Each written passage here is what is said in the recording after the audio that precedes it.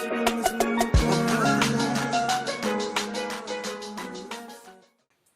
thanks for joining me. Today I'm going to be going over the second problem from the 5th week of the Summer Invariants Maths competition. As always, there'll be a link in the description below with all the details of the competition. Anyway, this is the problem I'm going to be doing today, and it's sort of split into two parts. Firstly, let the set of A alphas be a set of subsets of the integers. So each A alpha is a subset of the integers, and we have a set of these subsets of the integers. Okay, and it has the property that A alpha intersect A beta is finite whenever alpha does not equal beta. Prove that there exists such an A alpha with the property that the cardinality of A alpha is the same as the cardinality of the reals, i.e. this set here, this set of subsets has an uncountable size. Okay, and then the second part is furthermore, if n is a natural number, and we insist that the intersection of A alpha and the intersection the intersection of A alpha with A beta has cardinality less than or equal to n whenever alpha does not equal beta, then can such an A alpha exist with this property here, that the cardinality is the same as the cardinality of the reals? Okay, so I guess the second part is a more sort of specific case. This we only insist that it's finite, but here we're saying is there some universal bound? But here we just need finiteness in the individual cases of alpha does not equal beta. So it's sort of like how you have a continuous function, but then when you have a uniform continuous function, you need that universal bound. Anyway, so if you want to have a go at this problem, pause the video now, and I'm going to get stuck into a solution. Okay, so to answer this problem, I'm firstly going to write this down, that the size of the interval of 1, 2 is the same as the size of the reals. Very standard result. Any non-trivial interval, so any interval with distinct endpoints, has the same cardinality as the size of the reals. I won't prove that today. It's very standard. Okay, cool. So we're going to work with this set here, so the interval 1, 2. So consider some alpha in this range. Okay, then of course we can give alpha a binary expansion, some binary representation. So it equals 1 point something. So A1, A2, A3, dot, dot, dot. Okay, so each digit here, each AI is going to be between is going to be either 0 or 1 because it's a binary expansion.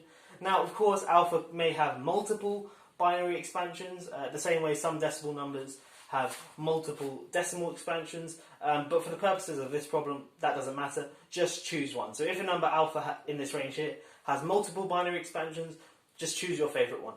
Okay, so we can give each alpha a binary expansion like so.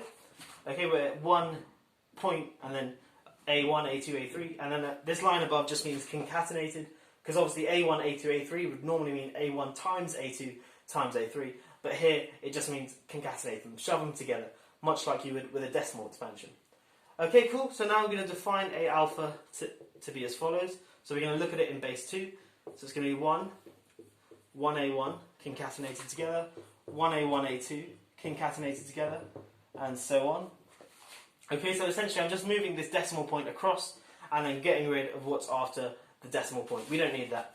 Okay, so I can write this also as the set like so. Okay, so it's just the floor function of 2 to the n times alpha, because obviously 2 to the n times alpha is essentially bringing this decimal point across n times, and then this floor function just gets rid of what's after the decimal point. So when I put in n is 0, because that's the smallest number here, I get 2 to the 0 times alpha, which is 1 times alpha, which is alpha. The floor function of that is 1, because alpha is in between 1 and 2. So that gives me the first term there. When I put in n is 1, I get 2 times alpha and the floor function of that. And that's going to give me 1A1 concatenated together, because obviously when I multiply alpha by 2, I'm bringing that decimal point there, and so on. And I'm going to get all these terms in this sequence here. Cool. Firstly, I'm going to show that A alpha... Let me write that again. A alpha has the same size as 1, 2, and thus the same size as the reals. Why is that the case? It's sort of obvious by sort of definition. So let's take an element in this set here. So let's take an A alpha. Okay, then we can write it in this form here. Well, from this we can reverse engineer and work out an alpha by just essentially looking at the terms in the sequence. We can work out a corresponding alpha in the set 1, 2. So that gives us the cardinality of this thing here is less than or equal to the cardinality of 1, 2. And then to get this inequality here, that this is less than or equal to that, take any alpha in 1, 2, then of course we can write alpha in a binary expansion. And again, choose one, and then that's going to correspond to an A alpha. So that's going to give us that this thing here is less than or equal to this thing here, and we get that these two have the same size. Cool. So for the rest of the problem, we now need to show that if alpha and beta are distinct numbers in 1, 2, then A alpha intersects A beta are distinct. A alpha intersects A beta is finite. Okay. Well, to do that, firstly, I'm going to make the claim. Let me just rub this off the board. I'm going to claim that if alpha does not equal beta, then this special property holds. So let me just define A alpha again in this form here.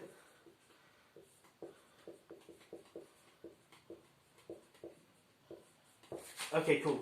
So suppose alpha does not equal beta. Then I claim that X is a member of A alpha intersects A beta if and only if there exists N, a member of the natural numbers, or 0, such that X equals 2 to the N alpha, and that equals 2 to the N beta. Okay, so that's my claim. Firstly, in order to prove this, I'm firstly going to make an observation that if gamma is some number in 1, 2, so let's just put a line there. If gamma is some number in 1, 2, then for any m, we have this.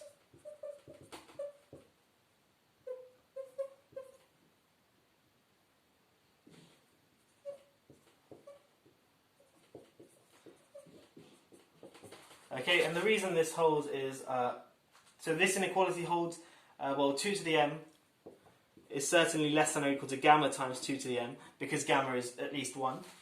Okay, and then taking the floor functions of both sides, which is valid because the floor function is a monotonic, non-decreasing function, I get this inequality holds, but of course this left-hand side is an integer, so I can just remove the floor function. Okay, and I can do a similar thing to get this inequality here. So this is a very sort of basic lemma, if you will, but I'm going to be using that in order to prove this bigger claim here. Okay, so we're saying if X is a member of A alpha intersect A beta, if and only if this holds.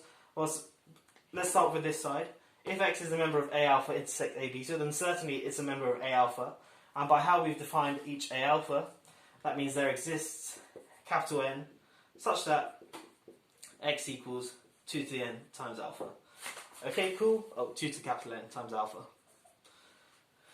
Now, and again, because X is in A beta, there exists some m such that X equals 2 to the m times beta.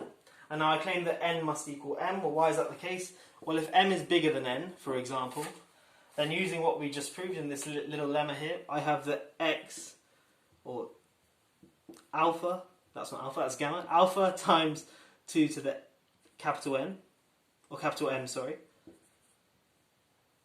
So we're going to say that n is less than m. I've messed this up. Alpha times 2 to the n, that's what I want. That's going to be x, because of this thing here. So x is equal to that. That's going to be less than or equal to 2 to the capital N plus 1 minus 1. But because n is less than or equal to m, less than m, sorry, so that means that n plus 1 is less than or equal to m. So that means that this thing here is, well, clearly less than 2 to the n plus 1, which is less than or equal to 2 to the m, okay? And that thing there is less than or equal to beta times 2 to the m, but that thing there is x. So I get that x is less than x, which is obviously a contradiction. So if m is bigger than n, we get a contradiction, and a similar thing for if m is less than n, a very similar argument also results in a contradiction. So m must equal n. So in other words, if x is in alpha and intersect beta, then there exists n such that x equals 2 to the n alpha, the floor function of that, and that's the same as 2 to the n times beta, the floor function of that. And the reverse part of the argument is very trivial, simply by the definition of A alpha. Okay, so I've proved this claim here. Now I'm going to go to the final stretch and show that A alpha intersects A beta is finite whenever alpha does not equal beta. Cool. Let's rub all this off. And now we're going to assume alpha does not equal beta, and without loss of generality we'll have that beta is bigger than alpha. So we have this thing here. Okay, without loss of generality. Okay, cool. Well, that obviously means that beta minus alpha is positive. So then that means that there exists some big number n, big natural number n, such that 2 to the power of n times beta minus alpha is bigger than 1. Cool. Now let n, little n, be some number, natural number bigger than or equal to capital N. Well, now let's make the following observation, that 2 to the n times beta minus alpha, that's obviously going to be bigger than 2 to the that's going to be bigger than or equal to 2 to the big N times beta minus alpha, and that's bigger than 1 by this thing here, and this is obvious because n is bigger than or equal to n, and 2 to the x is a monotonic increasing function. Okay, cool. We've got this. Now let's notice this, that 2 to the n times beta is going to be bigger than or equal to 2 to the n times, 2 to the n times beta minus 1. Okay, but rearranging this inequality here, if I expand this out, I get 2 to the n beta minus 2 to the n alpha is bigger than 1. So rearranging that, I can get that 2 to the n beta minus 1 is greater than 2 to the n alpha, which I'm going to write there. But obviously this thing here is greater than or equal to the floor function of 2 to the n alpha. Okay, now remember by the thing I just proved that if x is in a alpha intersect a beta, then x equals 2 to the n alpha times, and equals the floor function of 2 to the n alpha, which equals the floor function of 2 to the n beta. But I've just shown that for sufficiently large n, this thing here is strictly larger than this thing here, and hence they're of course not equal. So that means that if x is sufficiently large, then x can't be in a alpha intersect a beta. In other words, a alpha intersect a beta is going to be a subset of 1, 2, all the way up to 2 to the n minus 1. Yeah, and of course then that means that a alpha intersect a beta is finite. Join me in the next video where I'll go over the second part of this problem, where we try and find a universal bound, or try and prove whether or not one exists. Okay, so see me in that video. Cheers.